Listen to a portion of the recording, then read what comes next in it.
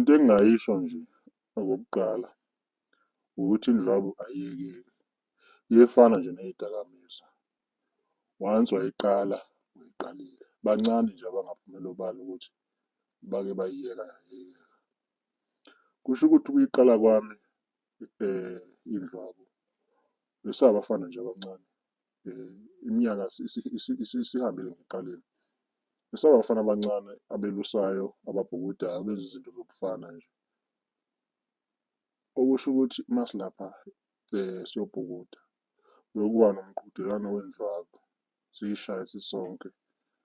Hhayi, ngingayinaki lento kodwa ngizwa ukuthi iyangena lento ekuhambeni kwesikhathi ngoba bebeye bethi noma abanye sebeqedile ukuyishaya masibhukuda lapha ngisale ngingedwa ngiyishaya.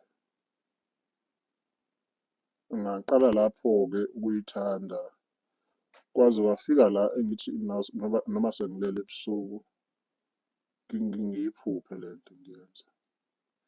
Ekuyiphupheni kwami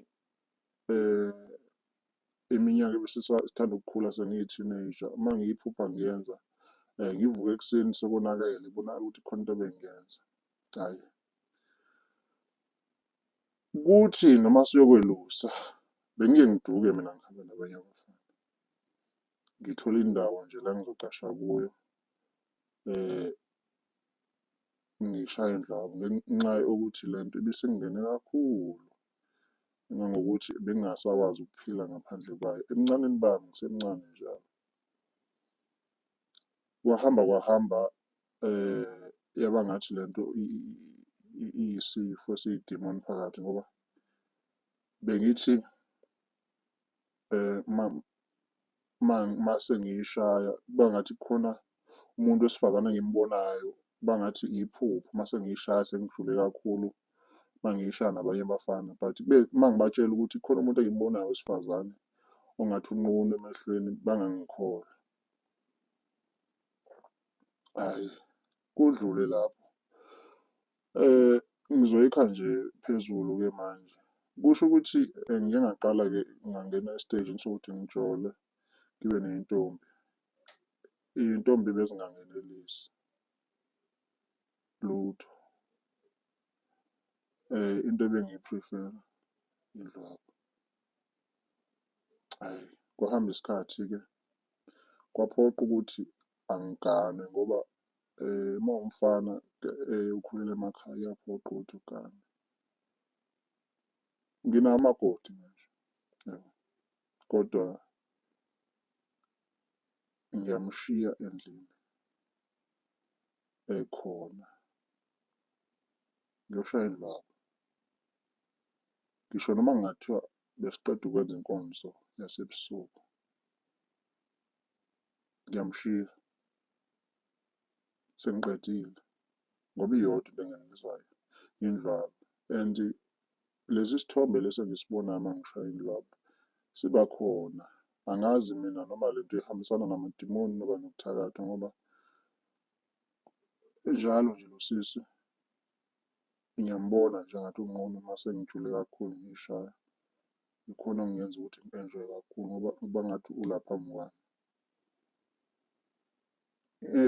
Kunzima kakhulu manje ngingajabula ukuthi ngithole usizo kubantu abangangisiza ukuthi lento ngabe spiritual noma mhlampe ukuthi ngingayenza ngayithanda na ngoba kuye kuthi noma ngihamba edolobheni ngingangena ethoyilethi nje ngithi ngiyochama, kanti hhayi angiyi ukuyochama, ngiyochama lokhu okunye ngiyoshaya indlwabu, yabo. Kwehlule noma kuthiwa kunomcimbi ekhaya ngiyaduka mina, ngingaduka sekuthiwa kuzohlatshwa mayike yafika lento. Ngahamba nje ngiduke ngiphume ngiyoshaya indlwabu ngingatholakali ngenxa yokuthi lento ingene lokhu engingakwazi nami ukuthi idimoni noma yini. Uma kuwukuthi ukhona ongangisiza ngicela asho ukuthi lento ngingayiyeka kanjani, mhlampe ingaba lento idinga abantu besintu noma udinga odokotela nje besiLungu ngoba angikwazi ukuhlala nabantu. Uma ngivakashelwa abantu ngiyaphithizela, angathi ngingahlezi ngingedwa ngoba lento uma ifikile idinga ukuthi angiyenze. Ngiyacela-ke usizo kunoma ubani ongakwazi ukungisiza ukuthi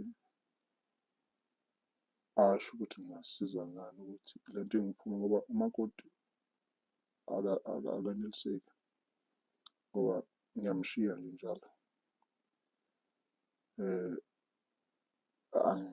Angimfili nje, angimfili ngingasho kanjalo. Angimfili nje nhlobo.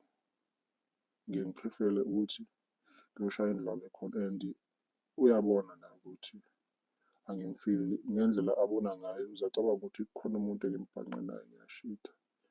Kanti lutho, angishithi mina, nginesifo nje sokushaya indlwabu.